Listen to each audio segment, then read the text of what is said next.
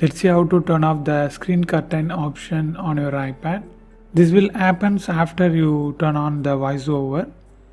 You can hear the sound, but you doesn't see the screen. Just like that. Now I show you two ways. First way, press the volume up button or side button or down button or side button at the same time. Then you can see the screen. You just need to enter the number like this. Tap and double tap. Here you can see the 0 was entered. Now second method was very simple.